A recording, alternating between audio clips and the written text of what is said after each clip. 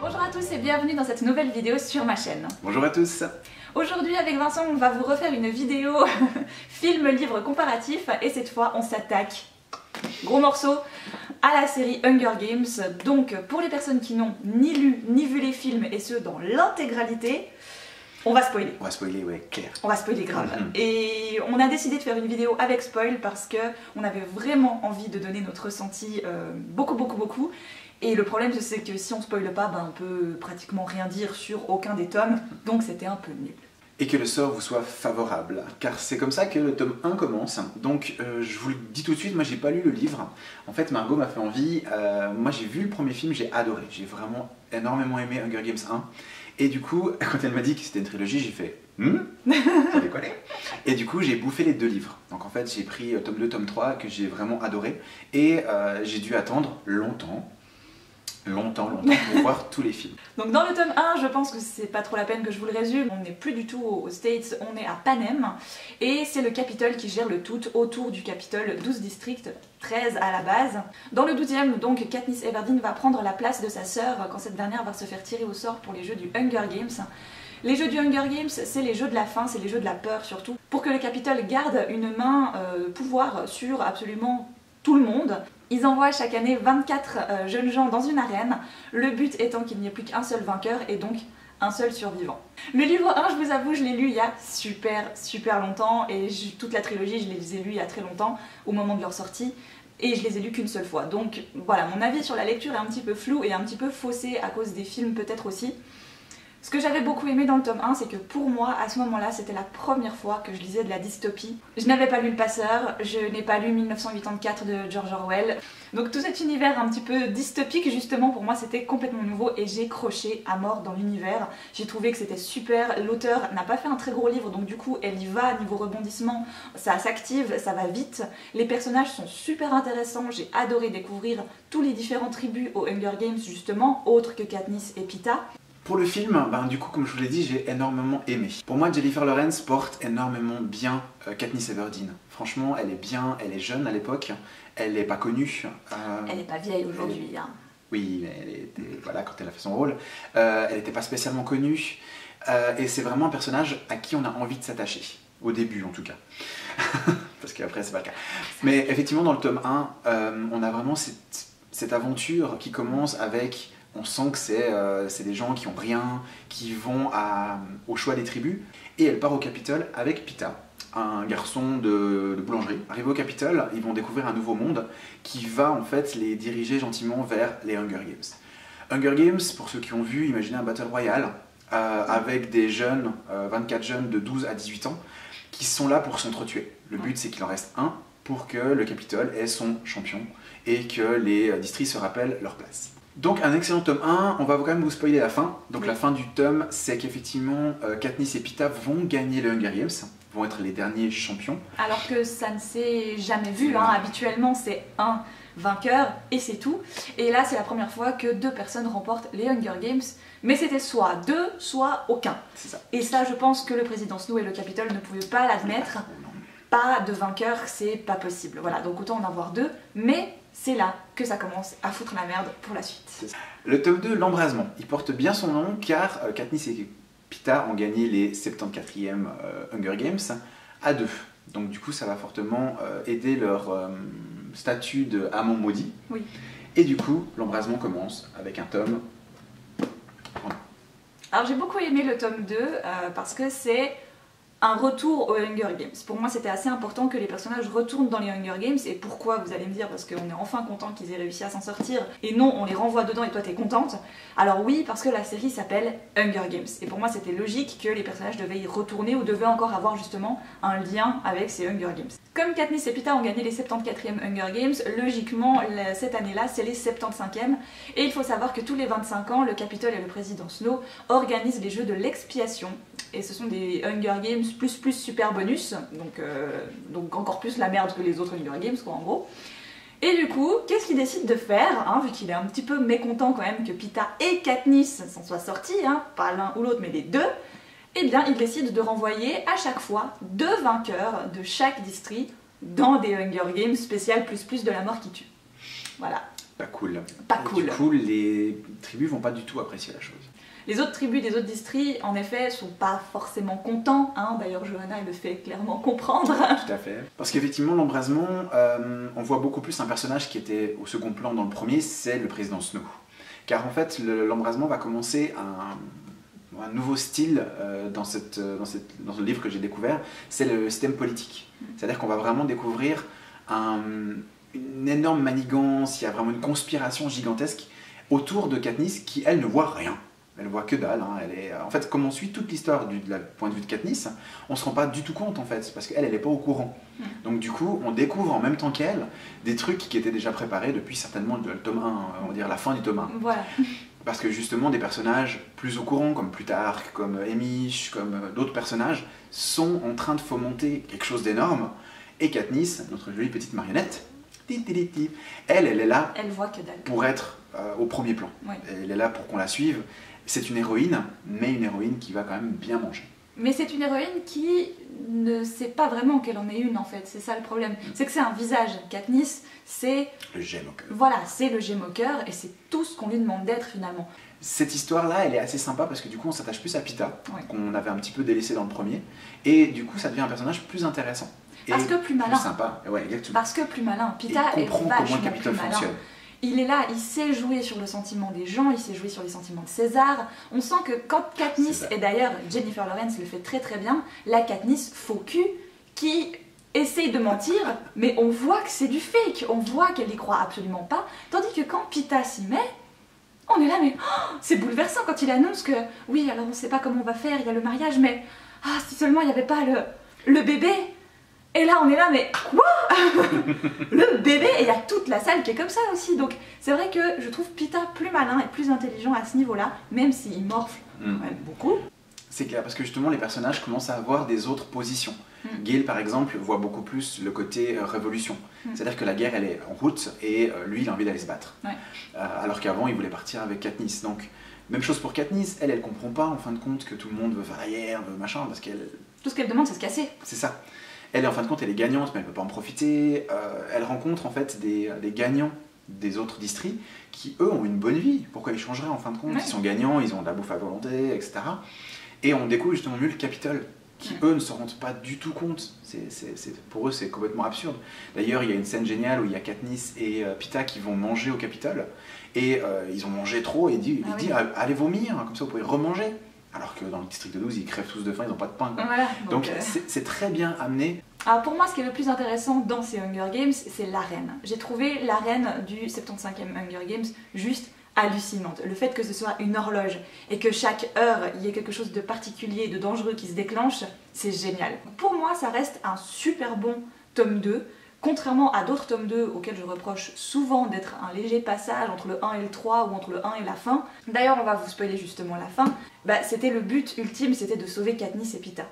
Tout ça en fait, et c'est là où Katniss est complètement aveugle, c'est qu'elle ne sait pas qu'elle doit être sauvée à la fin. Parce que du coup en fait elle commence à avoir des alliés, le truc qu'elle a déjà eu dans le premier avec Roux, mais elle n'avait pas prévu la chose. Alors que là en fait les Hunger Games commencent avec des alliés, direct. Quand elle voit Finnick avec le même bracelet qu'elle, elle dit « Ah, on est alliés, mais comment ça se fait? Amy m'en a pas parlé, Pita m'en a pas parlé. » Personne m'en a parlé. Exactement. Et du coup, c'est là qu'on voit à quel point elle est au courant de rien. La fin du deuxième film, on voit justement Plutarque, Amy, Finnick, qui fomentent quelque chose. Il y a Gale qui est là aussi, qu'est-ce qu'il fait là?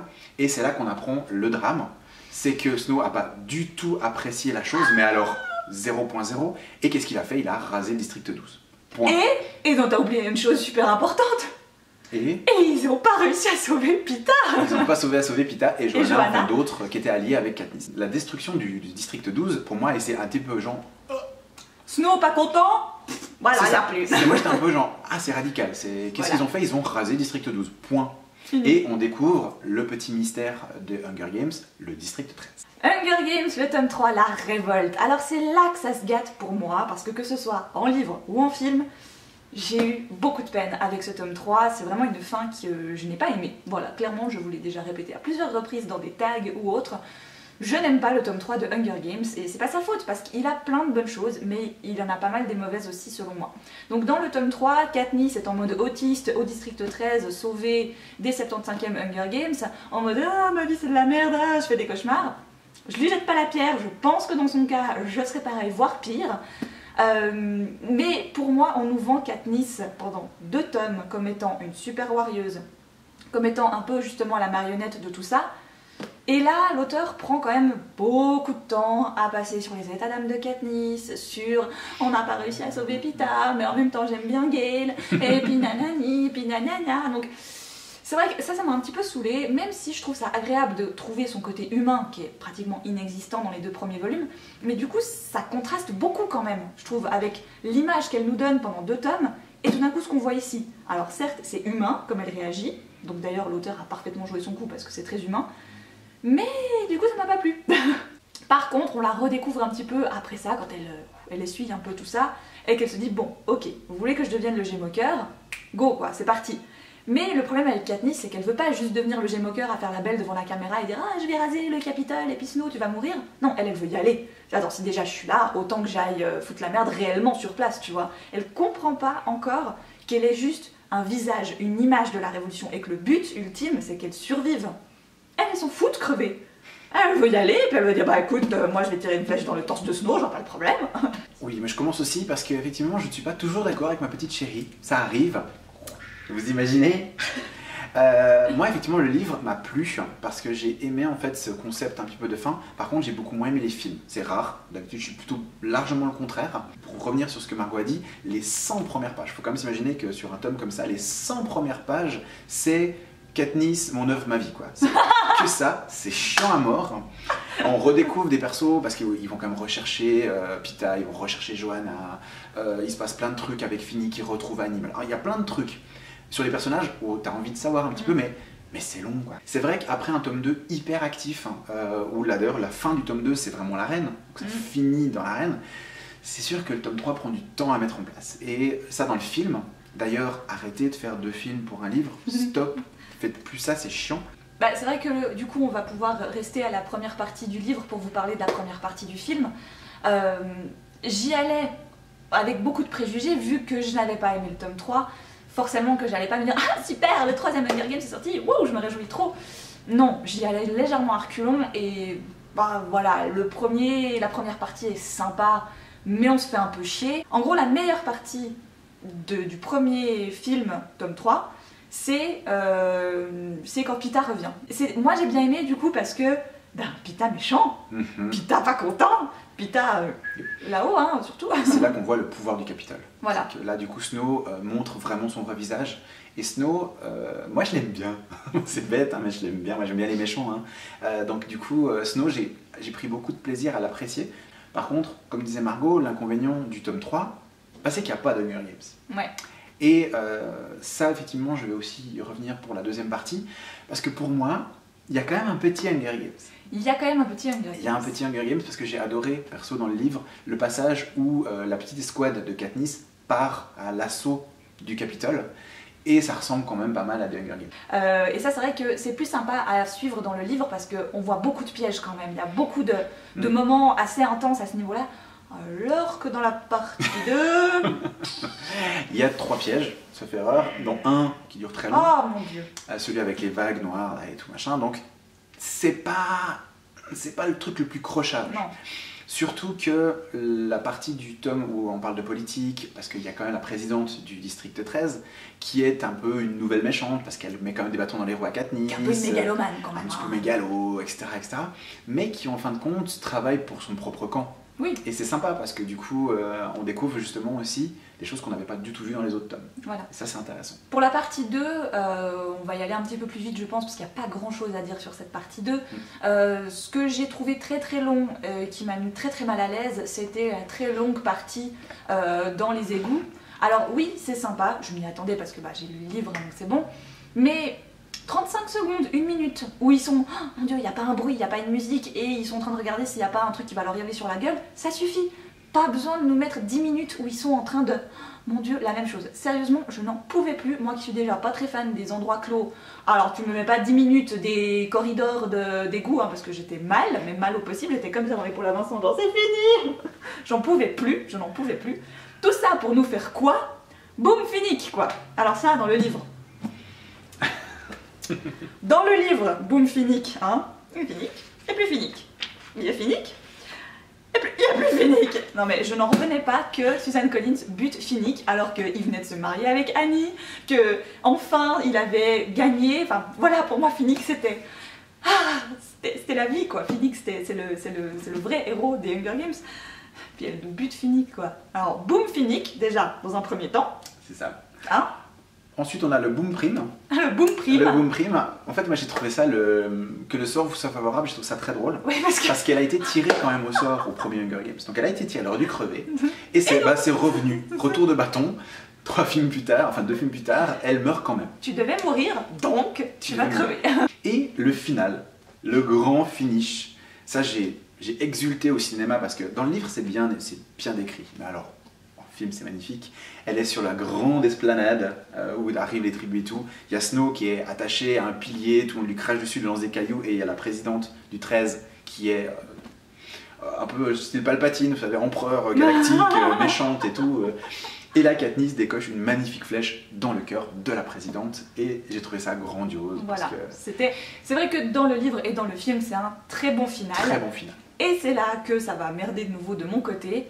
On aurait pu s'arrêter là. Voilà, je ne comprends pas pourquoi l'auteur, et ça je le reproche à pas mal de bouquins et à pas mal de films, pourquoi toujours nous faire des putains d'épilogues? Pourquoi? Alors oui, tu peux me faire un épilogue genre ah c'est bon, j'ai foutu la merde, je retourne dans mon putain de district 12 où il n'y a plus rien, juste ma baraque, et je vais vivre là-bas toute ma vie comme une reclus. Oui, ça suffit, point, on n'a pas besoin d'en savoir plus. Elle a fait dégager Gale, hein, qui était, je suis désolée, mais le mec qu'il lui fallait dans sa vie, mais elle a bien fait, d'un côté je suis contente pour lui, qu'il se soit cassé, qu'il va faire ta vie avec une autre, parce que elle te rendra jamais heureuse de toute façon. Il y a Peeta qui rentre, et qui fait « Ah, Katniss, c'est génial !» Et Katniss qui fait « Ah, Peeta, nanana !» C'est bon, c'est chiant à mourir, quoi. Et à la fin, bah alors, à la fin, ils ont des gosses, quoi. À la fin, ils ont des enfants. Et c'est là que ça ne joue pas entre l'épilogue livre et l'épilogue film. C'est que dans l'épilogue livre, elle voit ces 2 bambins comme étant des êtres humains qui vivent légèrement lointainement d'elle. Et dans le film, ah ma petite chérie, louloulou. Je te raconterai comment j'ai souffert. Oui, alors effectivement, les Hunger Games, elle en a chier, elle va être traumatisée à vie, mais effectivement, le happy ending avec Peeta, c'était pas obligé. Non. Je pense pas, en tout cas. Et c'est très très simplifié dans le film. J'ai pas aimé, et c'est long en plus, parce qu'il ne se passe rien et c'est long. Ah, mais qu'est-ce que c'est long. Et ça aussi, pour moi, le président Snow, il y avait des rencontres qui devaient se faire beaucoup plus tôt. Oui. Il y a eu des coupages, des montages du film qui étaient vraiment bizarres. Je sais pas, j'ai pas été convaincue de la fin du film. Comme je vous ai dit, le tome est vraiment chouette. Moi j'ai vraiment plus aimé le tome 3 que les films 2 et 3. Déjà la coupure des films est trop longue. On va quand même parler de nos personnages préférés. Alors moi vous l'aurez compris, Katniss, je la porte pas dans mon cœur, je l'ai déjà répété à plusieurs reprises. Selon moi, les personnages, j'en ai quand même 1 ou 2, voilà comme ça, spécial et tout, que j'aime beaucoup dans les Hunger Games, c'est Haymitch, à commencer par Haymitch. Parce que je le trouve phénoménal. Haymitch donc pour moi est vraiment quelqu'un de super cool du début à la fin, même à la toute fin quand il va récupérer Katniss et qu'il retourne au 12 avec elle. Hein. Il est là à fond, toujours avec elle. Voilà, c'est un gars, c'est un con, c'est un alcoolique, mais il la soutient. Et ça pour moi c'était très important. Gale est super sympa, Peeta finalement je l'ai bien aimé. Sinon j'adore Effie. Je la trouve exceptionnelle. Parce que pour moi, Effie, c'est la dégringolade d'une nana qui est... Voilà, c'est le fleuron du Capitole. Hein. Elle est... tout est beau, tout est génial. Elle arrive au 12, oh mon Dieu, c'est horrible. Et quand elle arrive au 13, hein, c'est magnifique. Effie au 13, ça vaut... voilà. Et puis, bah, j'adore Finnick. Parce qu'il est beau. Spécial dédicace avec Gale, quoi. Ça aide. Ouais. Gale et Finnick sont plutôt pas mal. Mais Finnick, je sais pas, il était bien. Déjà dans le livre, tu vois, je savais pas encore à quoi il ressemblait, j'imaginais... J'adore quand Margot fantasme sur des personnages de livres, ça fait toujours plaisir. Moi d'ailleurs, j'ai fantasmé aussi sur un personnage de livre. Je plaide coupable. Johanna. Parce qu'il y a Johanna. Ouais. Oh là là là là. Alors Johanna, j'ai adoré. J'ai fantasmé beaucoup dans le bouquin où il y a la scène de l'ascenseur. Où en fait ils sont à la fin, ils ont présenté les tribus donc dans le tome 2. Et en fait il y a Peeta. Il y a Peeta, Katniss et Haymitch dans l'ascenseur. Haymitch et Johanna. Et Johanna, en fait, enlève ses vêtements dans l'ascenseur devant tout le monde en disant « Ah, blablabla, je suis pas contente de mon costume, il est pourri et tout, machin. » Et peut-être elle a genre « Ah, d'accord. » Et ils l'ont fait dans le film. J'en remercierai d'ailleurs. J'adore l'actrice aussi qui porte très très bien Johanna dans ce que j'avais imaginé d'elle. Ouais. Un spécial dédicace. Alors moi j'ai aimé Katniss dans son premier film parce qu'elle est souriante, elle donne envie justement de la suivre. Mais ce qui n'est pas du tout le cas effectivement dans les prochains. Donc pour moi c'est un petit peu... Katniss c'est Bilbo, non c'est Frodon. Katniss c'est Frodon et Pita c'est Sam. Et Pita c'est Sam.